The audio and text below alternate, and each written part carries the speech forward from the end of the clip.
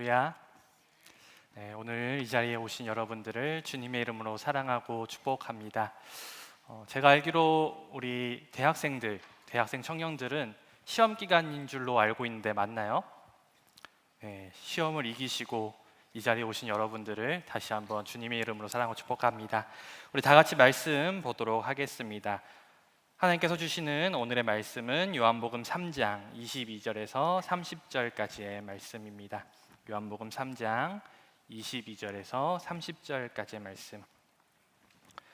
우리 다 같이 한 목소리로 합독하시겠습니다. 시작. 그 후에 예수께서 제자들과 유대 땅으로 가서 거기 함께 유하시며 세례를 베푸시더라.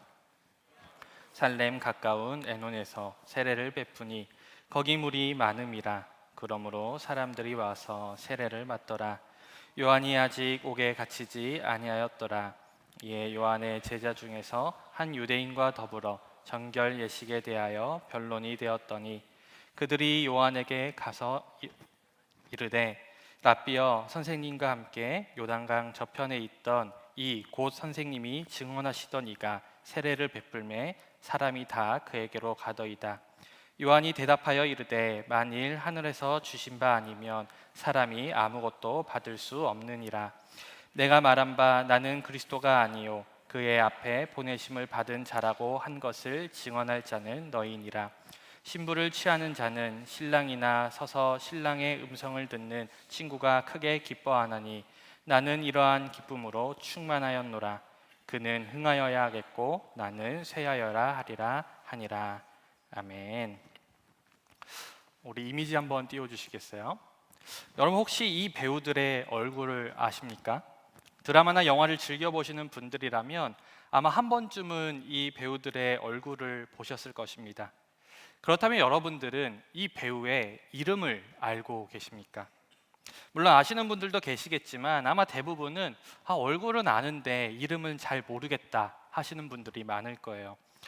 저도 개인적으로 설거지하면서 영화나 드라마를 보는 걸 제 일상의 소소한 행복으로 삼고 있는데요. 그럼에도 이분들의 얼굴만 알지 이름까지는 잘 알지 못합니다. 이처럼 영화나 드라마를 보다 보면 어디선가 본 것 같은 배우들이 등장할 때가 있습니다. 그럴 때마다 저 사람 내가 어디서 본 것 같은데, 저 지난번에 본 것 같은데 라고 생각은 하지만 정작 그 이름은 기억이 나지가 않죠. 그런데 신기한 건 그 배우가 등장하는 순간만큼은 그 맛깔나는 감초 연기 때문에 화면에서 눈을 뗄 수가 없다는 것입니다. 우리는 이러한 사람들을 일컬어서 씬 스틸러라고 부릅니다. 영어 그대로 해석을 하자면 화면을 훔치는 사람 정도로 해석할 수가 있겠죠.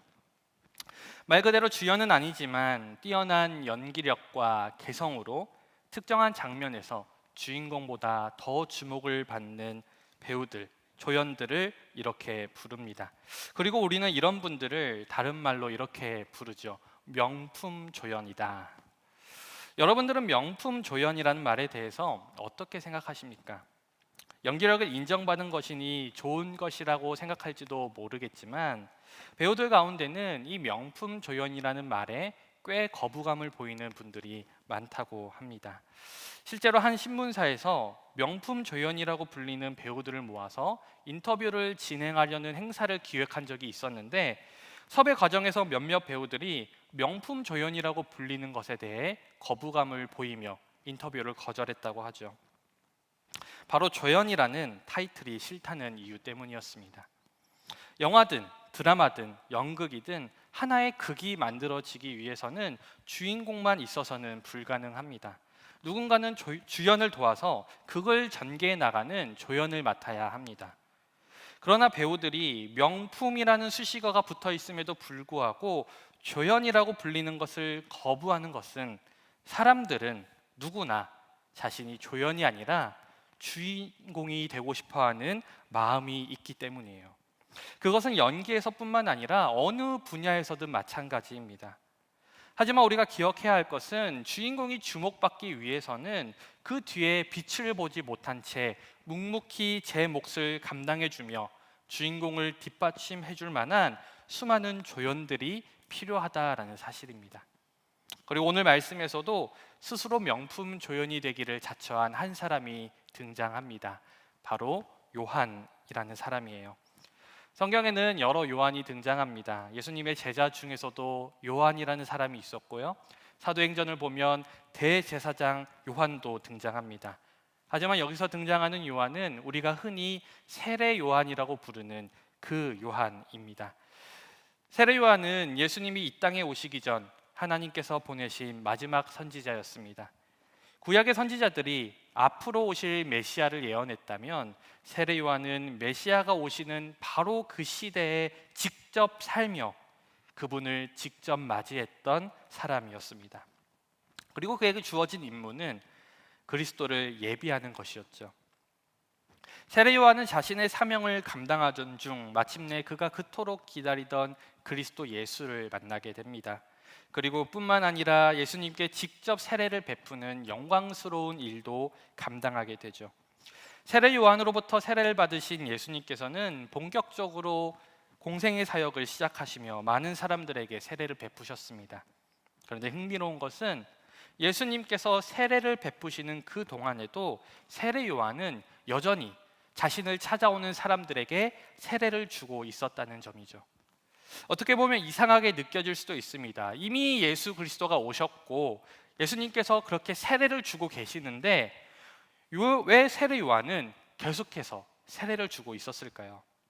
혹시 두 사람 사이에 어떤 경쟁 관계가 있었던 것은 아닐까요? 그렇지 않습니다. 우리가 이후에 이어지는 요한과 그의 제자들의 대화를 살펴보면 요한의 지속적인 세례 활동이 결코 예수님에 대한 어떤 경쟁 심리에서 비롯된 것이 아님을 분명히 알 수 있기 때문이죠. 이것은 단지 시대가 전환되는 과정에서 필연적으로 존재할 수밖에 없는 짧은 중복의 시간이었습니다. 그리스도를 준비하던 이 세례 요한의 시대에서 참된 그리스도이신 예수님의 시대로 넘어가는 그 경계선 위에 잠시 두 사역이 겹쳐 있었던 것뿐이고 요한은 자신의 역할에 최선을 다했을 뿐이었습니다. 문제는 요한의 제자들이 그렇게 생각하지 않았다라는 거예요. 그들은 예수님께서 수많은 사람들에게 세례를 준다는 소식을 듣고 세례 요한에게 이렇게 이야기합니다. 우리 요한복음 3장 26절을 다시 한번 함께 읽도록 하겠습니다. 우리 3장 26절 시작.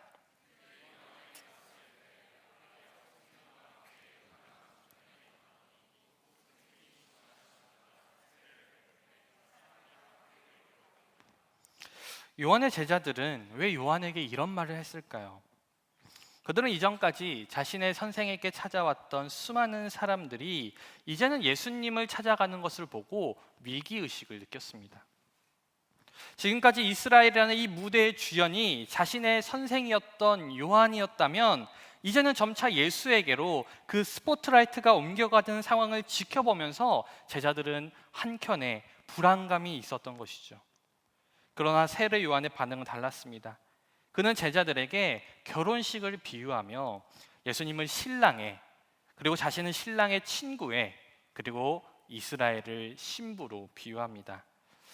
여러분, 만일 여러분들의 가장 아끼고 사랑하는 친구가 결혼식을 올리게 되었다면, 그리고 여러분들이 그 결혼식에 참석하게 되었다면 여러분들은 그 친구를 바라보는 마음이 어떤 마음일까요? 내가 제일 사랑하는 친구인데 뺏겼다. 질투, 분노, 증오로 가득 차서 눈을 세모나게 뜨고 그 장면을 지켜볼까요? 아니면 사랑하는 친구가 행복하게 살기를 진심으로 바라며 기쁨으로 축하를 해줄까요? 저는 여기 앉아 계신 모든 분들이 후자일 것이라 믿습니다. 게다가 이 비유에서 요한이 자신을 비유하는 이 신랑의 친구는 단순히 결혼식에 참석해서 축하해주는 역할이 아니었습니다. 그 당시에 유대의 결혼 풍습에서 신랑의 친구는 오늘날로 말하면 들러리나 혹은 베스트맨 같은 역할을 감당하던 사람이었어요. 이 친구는요, 결혼식 전체를 진행하고 신랑과 신부를 연결해주는 아주 중요한 역할을 맡고 있었던 사람이었습니다. 그러니 신랑의 친구는 사실 결혼식에서 가장 중요한 역할임에 분명하죠. 그러나 그가 결혼식의 주인공은 아닙니다. 결혼식의 주인공은 신랑과 신부이죠. 그러니 신랑의 친구는 결혼식의 주인공인 신랑 곁에 서서 그 기쁨을 함께 누리던 사람이었다라는 것이죠. 그러니 요한은 오늘 자신을 신랑의 친구로 비유하면서 신부인 이스라엘 백성을 취하고 모든 영광을 받아야 될 사람은 예수님이시고, 자신은 예수님과 이스라엘을 연결하는 역할을 감당하는 자로서 이 모든 일에 기쁨이 충만하다라고 제자들에게 설명을 하는 것이죠. 그리고 마지막으로 그는 이렇게 이야기합니다. 요한복음 3장 30절 말씀을 함께 읽겠습니다. 시작. 요한은 자신이 이 이스라엘 땅의 주인공이 아니라는 사실을 알고 있었습니다. 물론 그가 주목을 받은 시기도 있었지만 그는 스스로 예수님을 부각시켜주기 위한 조연이었음을 잘 알고 있었습니다. 그리고 진짜 주인공이 등장한 이 시점에 자신은 조연으로서의 역할을 충실히 감당하고자 하였습니다. 사랑하는 여러분, 세례 요한은 예수님께서 흥하시고 자신이 쇠하는 것이 앞으로 예수님을 통해 이루어질 하나님 나라를 위한 필수적인 결과임을 알고 있었어요.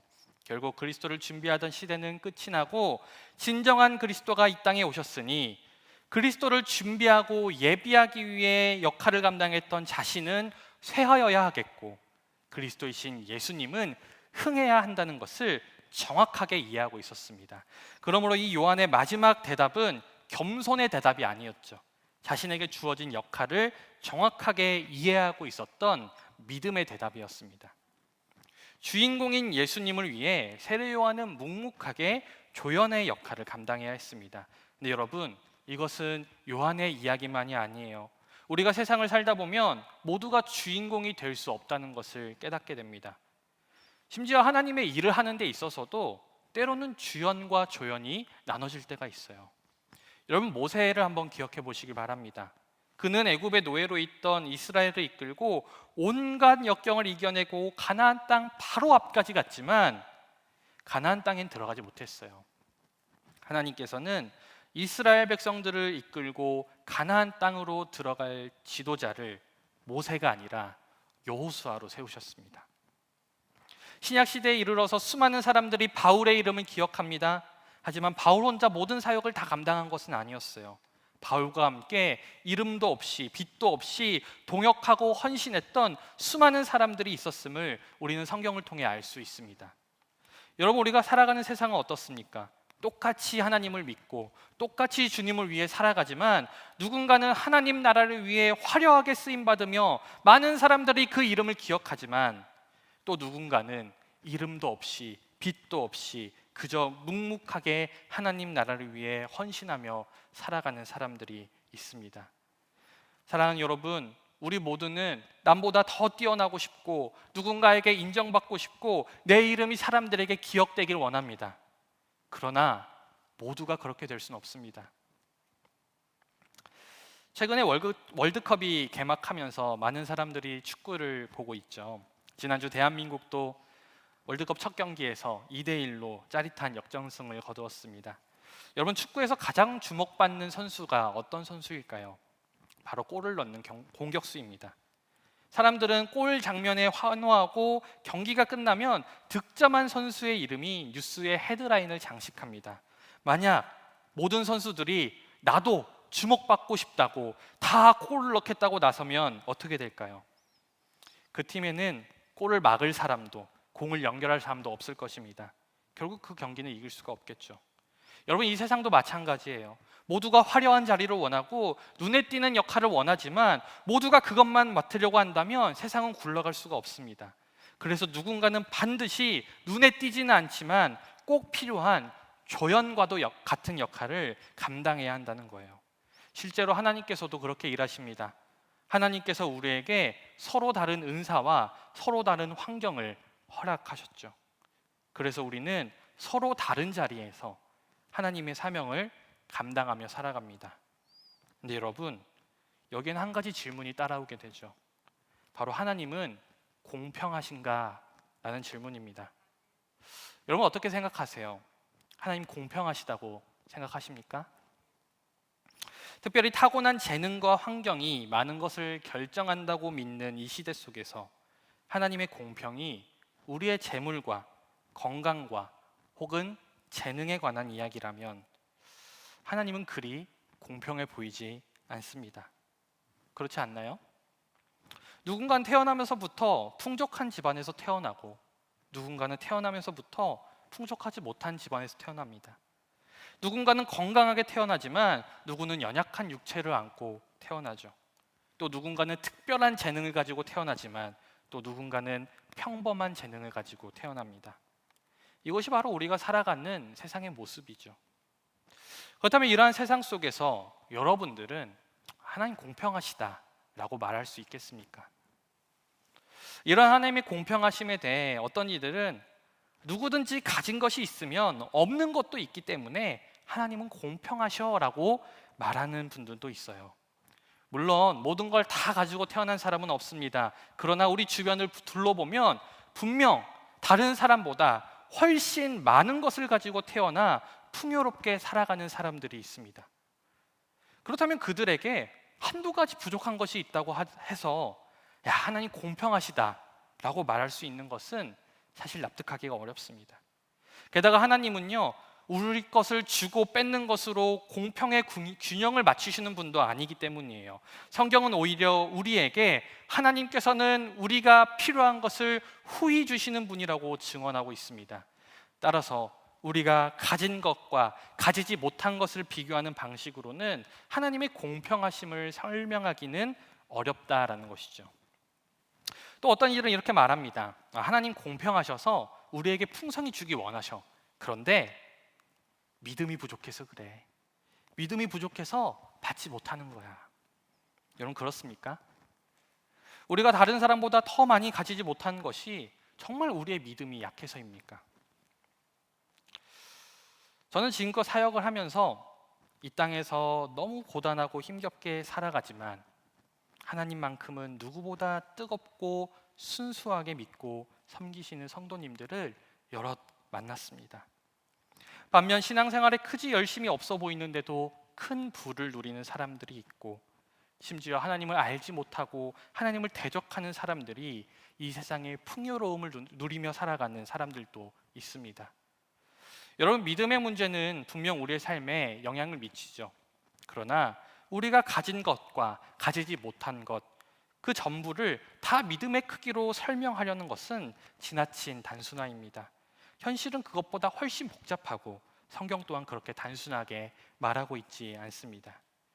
그렇다면 누구나 많이 가지고 싶고 누구나 건강하고 싶고 누구나 뛰어난 재능을 가지고 싶지만 주님께서 우리에게 그러한 여건을 허락해 주시지 않았기 때문에 누구는 마치 조연과 같은 역할로만 남아야 한다면 하나님은 불공평한 것이 아닙니까?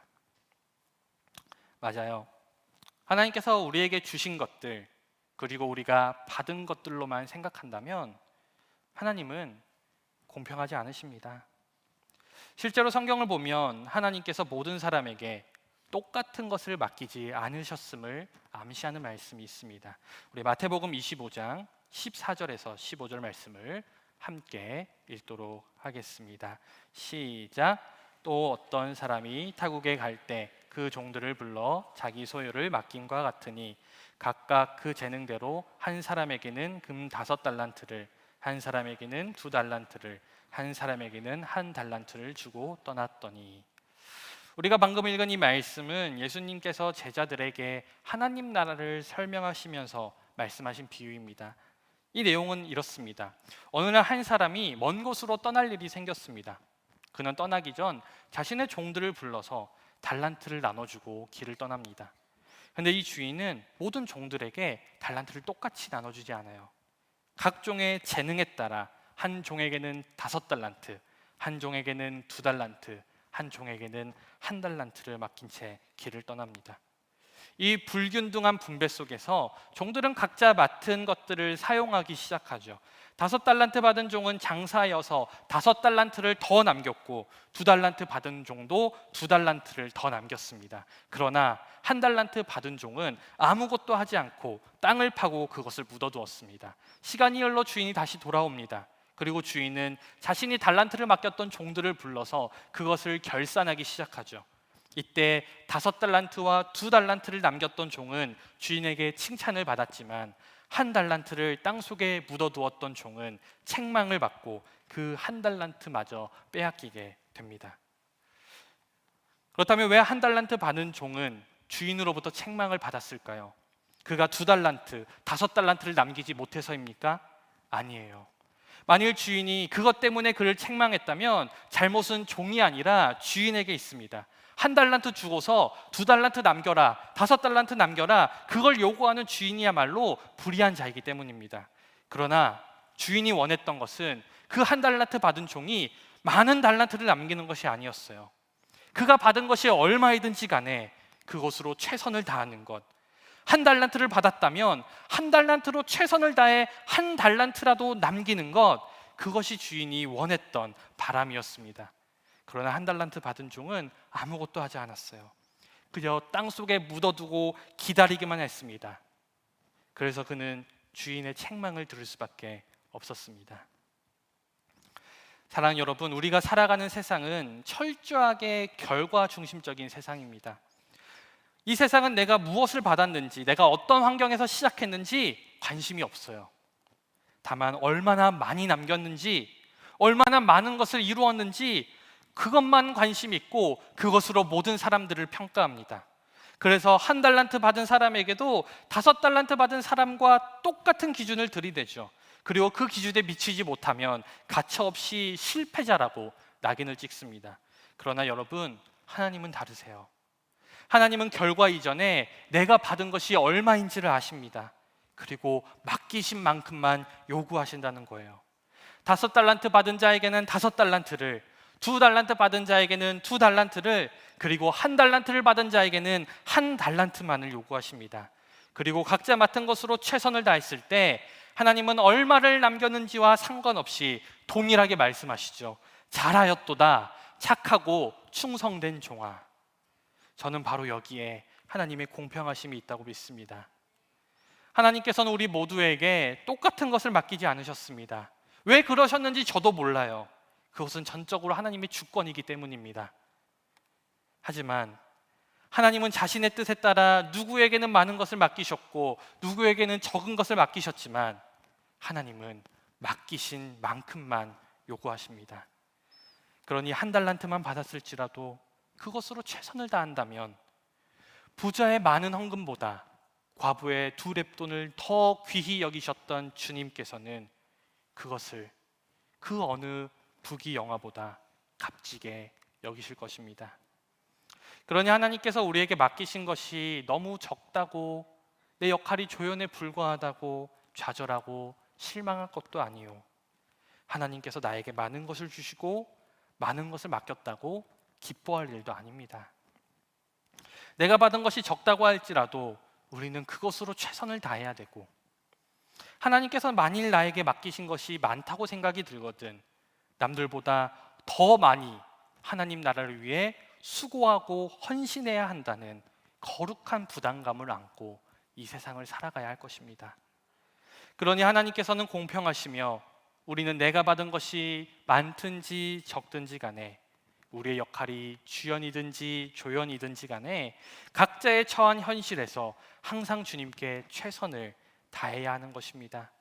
마치 오늘 요한이 예수님은 흥하시고 자신을 세워야 한다는 것을 알았음에도 끝까지 최선을 다했듯이 말입니다.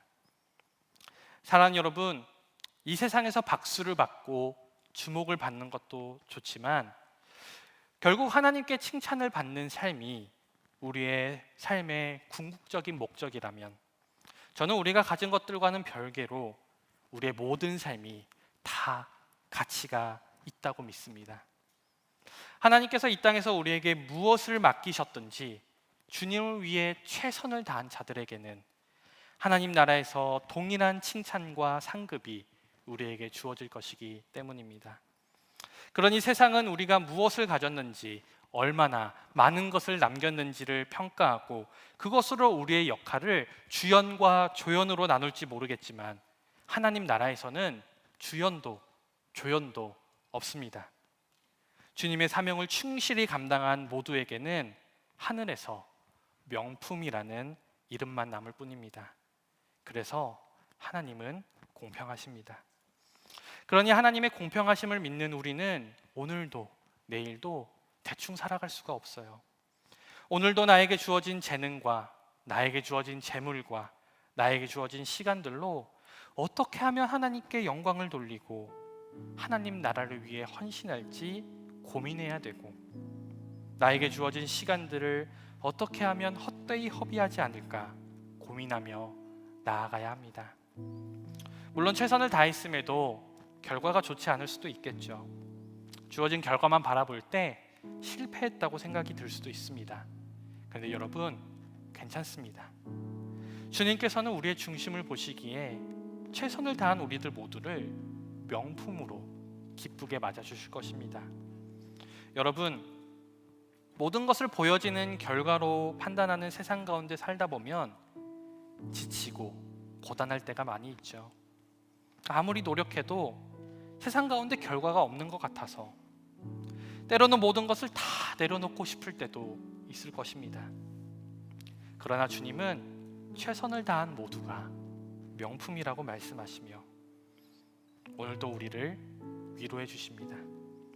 사랑하는 여러분, 여러분들의 수고와 노력은 결코 헛되지 않습니다. 그러니 오늘도 내일도 주님을 위해 최선을 다함으로써 여러분들 모두가 하나님 나라에서 명품으로 귀히 쓰임 받으시기를 주님의 이름으로 간절히 소망합니다. 우리 함께 찬양하면서 주 앞에 나가도록 하겠습니다.